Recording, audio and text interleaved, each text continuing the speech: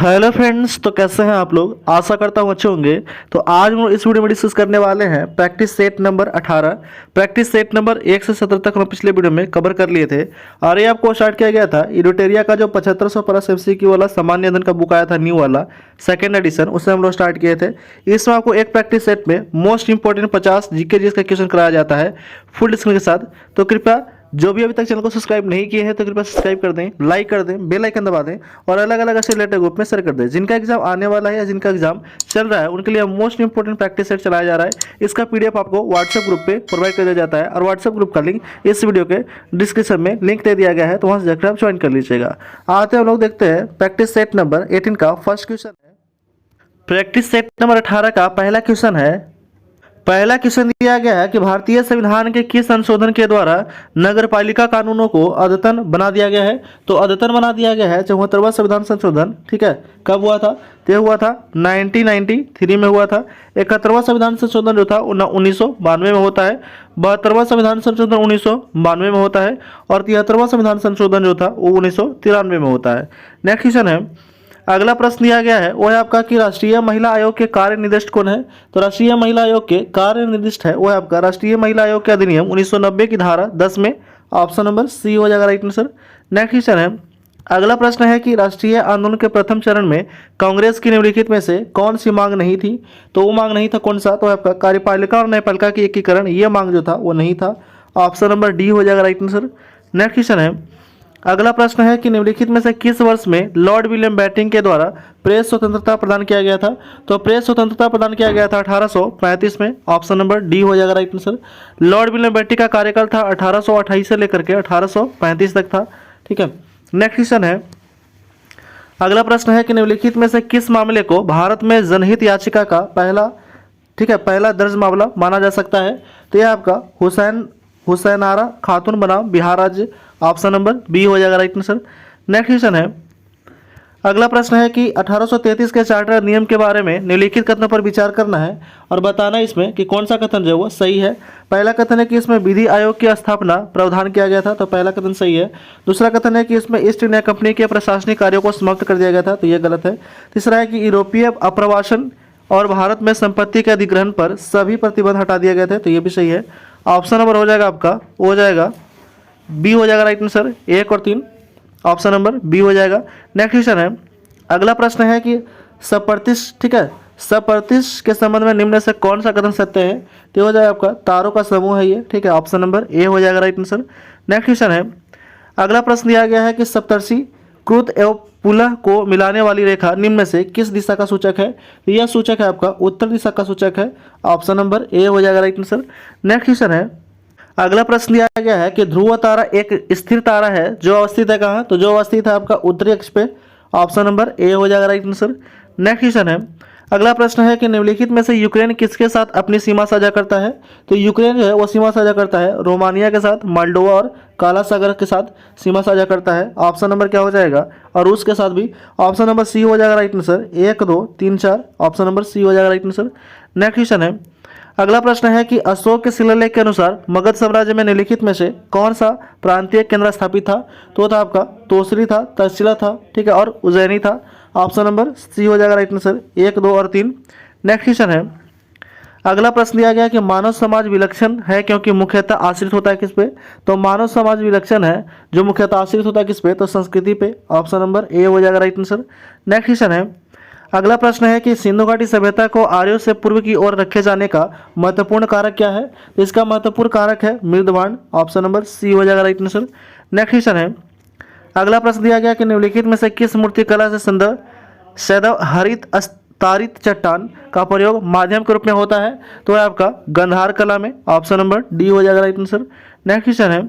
अगला प्रश्न है कि किस मुगल बादशाह को वजीर गाजी उद्दीन ने दिल्ली में दाखिल नहीं होने दिया था। ठीक है, किस मुगल बादशाह को वजीर गाजी उद्दीन ने दिल्ली में दाखिल नहीं होने दिया था। तो वो है आपका शाह आलम द्वितीय। ऑप्शन नंबर बी हो जाएगा राइट आंसर। शाह आलम द्वितीय का कार्यकाल था 1759 से 1806 तक। बहादुर शाह द्वितीय का कार्यकाल था 1837 से लेकर के 1857 तक। आलमगीर द्वितीय का कार्यकाल था 1754 से 1759 तक और अकबर द्वितीय का कार्यकाल था 1806 से लेकर के 1837 तक। नेक्स्ट क्वेश्चन है। अगला प्रश्न दिया गया है कि निम्नलिखित में से किस सुल्तान ने फलों की गुणवत्ता सुधारने के लिए उपाय किए थे। तो फलों की गुणवत्ता सुधारने के लिए उपाय किए थे फिरोज शाह तुगलक ने। ऑप्शन नंबर बी हो जाएगा राइट आंसर। फिरोज शाह तुगलक का कार्यकाल था 1351 से 1388। शेरशाह सूरी का कार्यकाल था 1540 से लेकर के 1545 तक। मुहम्मद बिन तुगलक का कार्यकाल था 1325 से 1351 तक। और सिकंदर लोदी का जो कार्यकाल था वो 1489 से लेकर के 1517 तक था। नेक्स्ट क्वेश्चन है, अगला प्रश्न दिया गया है कि निम्न देशी राज्यों में कौन यथावत समझौता का पक्षधर है। तो यथावत समझौता का पक्षधर जो है वो आपका हैदराबाद था। ऑप्शन नंबर ए हो जाएगा राइट आंसर। नेक्स्ट क्वेश्चन है, अगला प्रश्न दिया गया है कि सोमेंद्रनाथ टैगोर के द्वारा स्थापित दल का नाम क्या था। तो इस दल का नाम था क्रांतिकारी साम्यवादी दल था। ऑप्शन नंबर बी हो जाएगा राइट आंसर। नेक्स्ट क्वेश्चन है, अगला प्रश्न है कि द्वितीय विश्व युद्ध के संबंध में भारतीय राष्ट्रीय कांग्रेस की क्या नीति थी। तो दूसरा विश्व युद्ध के समय में भारतीय राष्ट्रीय कांग्रेस का जो नीति था वो था आपका पूर्ण स्वतंत्रता का आश्वासन मिलने पर ब्रिटेन का सहयोग। ऑप्शन नंबर सी हो जाएगा राइट आंसर। दूसरा विश्व युद्ध कब से कब तक होता है। तो 1939 से लेकर के 1945 तक होता है, जिसमें 61 देश जो है वो भाग लेते हैं। नेक्स्ट क्वेश्चन है, अगला प्रश्न दिया गया है कि सहायक सैन्यों के द्वारा अंग्रेजों ने भारतीय नरेशों के किस कार्य को नियंत्रित किया था। तो यह नियंत्रित किया था आपका उनके राजस्व प्रशासन को नियंत्रित किया था। ऑप्शन नंबर बी हो जाएगा राइट आंसर। नेक्स्ट क्वेश्चन है, अगला प्रश्न दिया गया है कि शहरी हैंडीक्राफ्ट के पतन का सबसे महत्वपूर्ण कारण क्या है।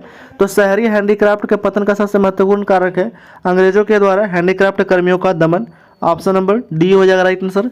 नेक्स्ट क्वेश्चन है, अगला प्रश्न दिया गया है कि सिंध पर कब्जा करने का हक हमें नहीं, किंतु फिर भी हम ऐसा करेंगे। यह एक बहुत लाभदायक, उपयोगी तथा मानवतापूर्ण निश्चितता होगी। यह किसकी उक्ति है। तो यह उक्ति है चार्ल्स नेपियर का। ऑप्शन नंबर डी हो जाएगा राइट आंसर। चार्ल्स नेपियर का कार्यकाल था 1844 से 1851 तक। लॉर्ड एलनबरो का कार्यकाल था 1842 से 44 तक। लॉर्ड ऑकलैंड का कार्यकाल था 1836 से 42 तक। नेक्स्ट क्वेश्चन है, अगला प्रश्न दिया गया है कि मीर कासिम के द्वारा ईस्ट इंडिया कंपनी को दी जाने वाली जमींदारी में निम्नलिखित में से कौन सी सम्मिलित नहीं थी। तो आपका 24 परगना जो था ये सम्मिलित नहीं था, बाकी सभी था। बड़गांव था, मिदनापुर था और चटगांव था, ये सभी था। नेक्स्ट क्वेश्चन है, अगला प्रश्न है कि लॉर्ड लिटन के द्वारा गृहीत वर्नाकुलर प्रेस एक्ट 1878 का उद्देश्य क्या था। तो इसका जो उद्देश्य था वो भारतीय भाषाओं में प्रकाशित समाचार पत्रों को क्या करना था। तो प्रतिबंधित करना था। ऑप्शन नंबर डी हो जाएगा राइट आंसर। और ये हटाया कब गया था। तो 1882 में, ठीक है, लॉर्ड रिपन के द्वारा यह हटा दिया गया था।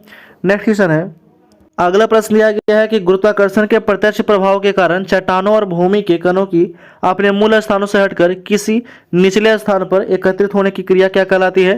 तो वो कहलाता है आपका बृहत क्षरण कहलाता है। ऑप्शन नंबर बी हो जाएगा राइट आंसर। नेक्स्ट क्वेश्चन है, अगला प्रश्न दिया गया है कि स्थिर धारा वाली परिनालिका का उपयोग किस रूप में किया जा सकता है। यह किया जा सकता है आपका प्रकाश के रूप में किया जा सकता है। ऑप्शन नंबर सी हो जाएगा राइट आंसर। नेक्स्ट क्वेश्चन है, अगला प्रश्न है कि मायोग्लोबिन, ठीक है, मायोग्लोबिन में हीम जैविक रूप में महत्वपूर्ण है, जिसका प्रयोग निम्न में से किस संचय में किया जाता है। तो किया जाता है आपका मांसपेशियों में ऑक्सीजन के लिए किया जाता है। ऑप्शन नंबर सी हो जाएगा राइट आंसर। नेक्स्ट क्वेश्चन है, अगला प्रश्न है कि वह सबसे छोटा जीव कौन सा है जो स्वयं विकास में प्रजनन करने में समर्थ है। तो वह आपका माइकोप्लाज्मा है। ऑप्शन नंबर सी हो जाएगा राइट आंसर। ठीक है, नेक्स्ट क्वेश्चन है, अगला प्रश्न है कि सामान्यतः स्त्रियों की आवाज़ का तारतम्य क्या होता है। तो स्त्रियों की आवाज़ का जो तारतम्य होता है वो पुरुषों की तुलना में अधिक होता है। ऑप्शन नंबर ए हो जाएगा राइट आंसर। नेक्स्ट क्वेश्चन है, अगला प्रश्न दिया गया है वो है आपका कि पेनिसिलिन में किसका संश्लेषण निरोधक होता है। तो पेनिसिलिन में जीवाणुओं की कोशिका भित्ति का संश्लेषण जो है वो निरोधक होता है, ठीक है, निरोधित होता है। ऑप्शन नंबर ए हो जाएगा राइट आंसर। तो जितने भी ये क्वेश्चन कराया जा रहा है ये मोस्ट इंपोर्टेंट क्वेश्चन है, जीके जीएस का क्वेश्चन है, ठीक है, जिसमें आपको 50 क्वेश्चन कराया जाता है एक प्रैक्टिस सेट में। और इस वीडियो में हम लोग प्रैक्टिस सेट नंबर जो था वो 18 डिस्कस कर रहे थे। तो कृपया अभी तक जो भी चैनल को सब्सक्राइब नहीं किए हैं तो कृपया सब्सक्राइब कर दें, लाइक कर दें, बेल आइकन दबा दें और अलग अलग रिलेटेड ग्रुप में शेयर कर दें। इसका पीडीएफ आपको व्हाट्सएप ग्रुप पे प्रोवाइड कर दिया जाता है और व्हाट्सएप ग्रुप का लिंक इस वीडियो के डिस्क्रिप्शन में दे दिया गया है, तो वहाँ से जाकर आप देख सकते हैं। आते हैं नेक्स्ट क्वेश्चन की ओर। अगला क्वेश्चन है 33 नंबर क्वेश्चन। दिया गया है कि स्नायु किन तंतुओं से मिलकर बने होते हैं। तो स्नायु जो होते हैं ये बने होते हैं पीले लचीले तंतुओं से मिलकर बने होते हैं। ऑप्शन नंबर बी हो जाएगा राइट आंसर। नेक्स्ट क्वेश्चन है, अगला प्रश्न है कि जीभ की गति का नियंत्रण निम्नलिखित में से किसके द्वारा होता है। तो जीभ की गति का जो नियंत्रण होता है वो होता है आपका ग्लोसोफेरिंजियल तंत्रिका के द्वारा। ऑप्शन नंबर सी हो जाएगा राइट आंसर। नेक्स्ट क्वेश्चन है, अगला प्रश्न है कि समजात गुणसूत्र कब युग्म करते हैं।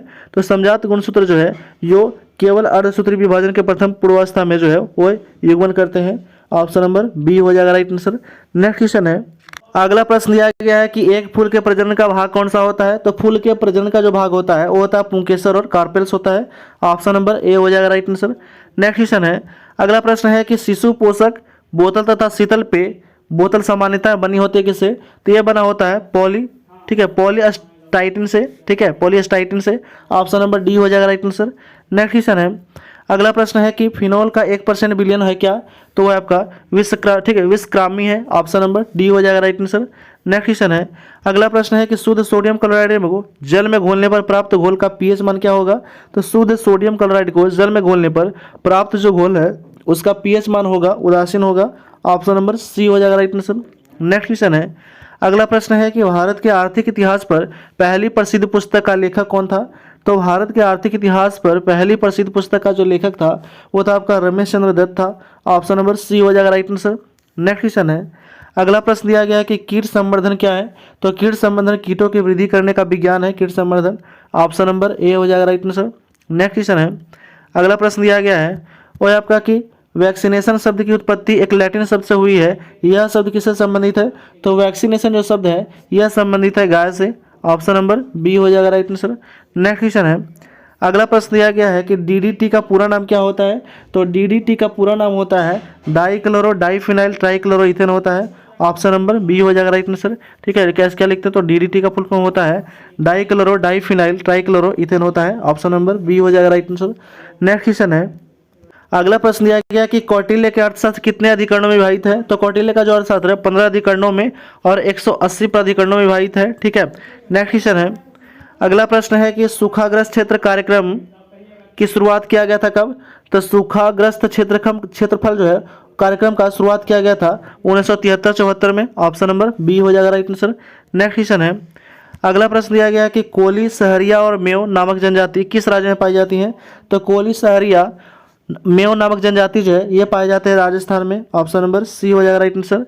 नेक्स्ट क्वेश्चन है, अगला प्रश्न दिया गया है कि निम्नलिखित में से गैसों पर विचार करना है और बताना इसमें कि वायुमंडलीय गैसों का उनके आयतन के प्रतिशत के आरोही क्रम में बताना है सही कौन सा हो जाएगा। इसका जो राइट आंसर हो जाएगा वो हो जाएगा आपका नाइट्रोजन। नाइट्रोजन के बाद क्या है। तो ऑक्सीजन, ऑक्सीजन के बाद है आपका आर्गन, और आर्गन के बाद है कार्बन डाइऑक्साइड। ठीक है, नाइट्रोजन कितना है तो 78% है। ऑक्सीजन है 20 पॉइंट समथिंग 21% के आसपास में। आर्गन जो है वो 1% के आसपास है और कार्बन डाइऑक्साइड जो है 0.03% के आसपास में है। ठीक है, तो इसका राइट आंसर हो जाएगा option number C 2, 3, 4, 1। Next question है, अगला प्रश्न दिया गया है कि जैसे जैसे अर्थव्यवस्था की विकसित होती है राष्ट्रीय आय में तृतीयक क्षेत्र में अंश पर क्या प्रभाव पड़ता है। तो तृतीयक क्षेत्र में प्रभाव बढ़ता है। ये क्या होता है, बढ़ता है, बढ़ता जाता है।